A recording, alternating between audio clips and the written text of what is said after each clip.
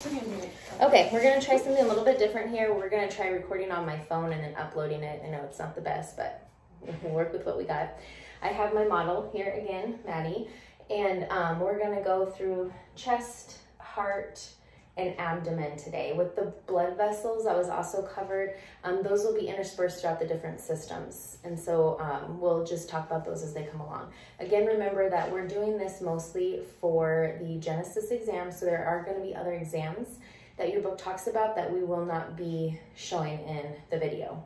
So first, I'm gonna see if I can. You can't flip it around. I can't flip it around? No.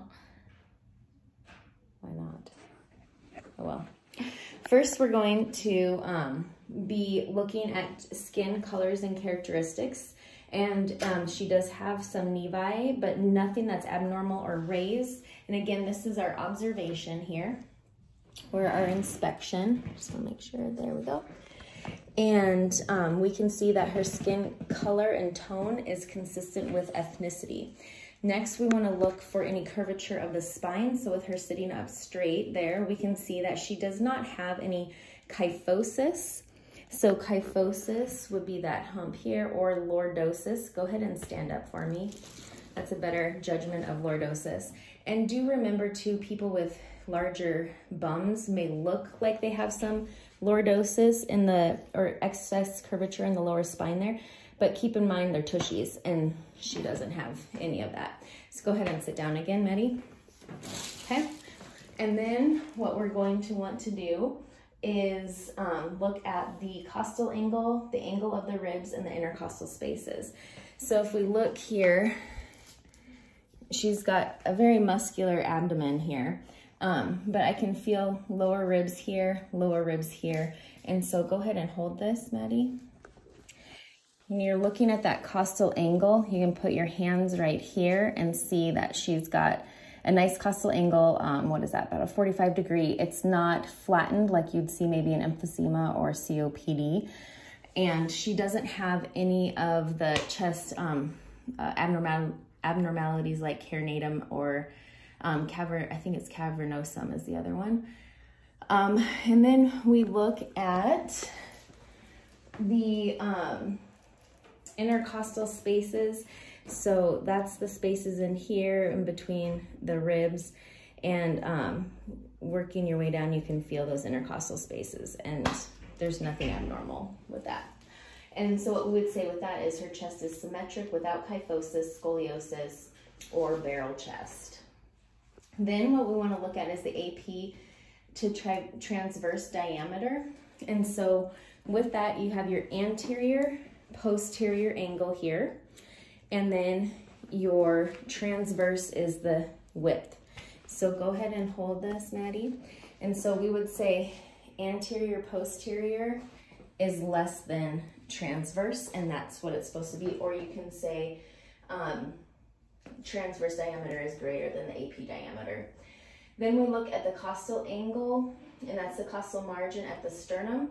And you want that angle to be less than 90 degrees, and we had already gone over that, so you'd say costal angle is less than 90 degrees. That's all you verbalize for that.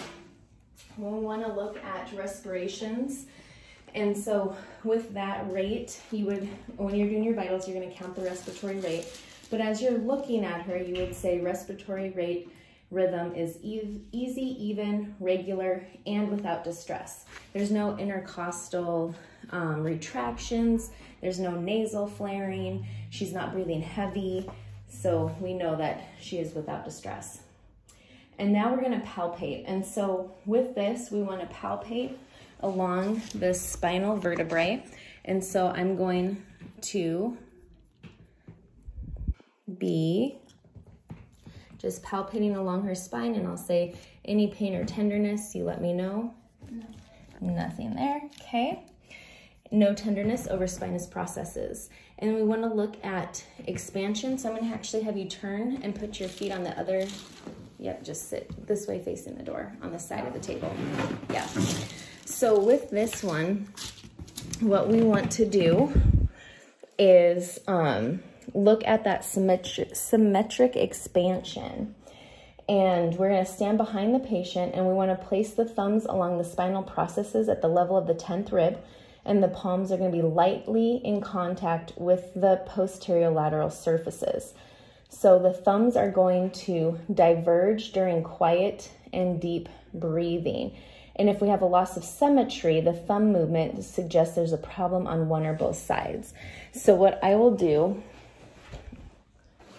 is try to set this up so you can kind of see.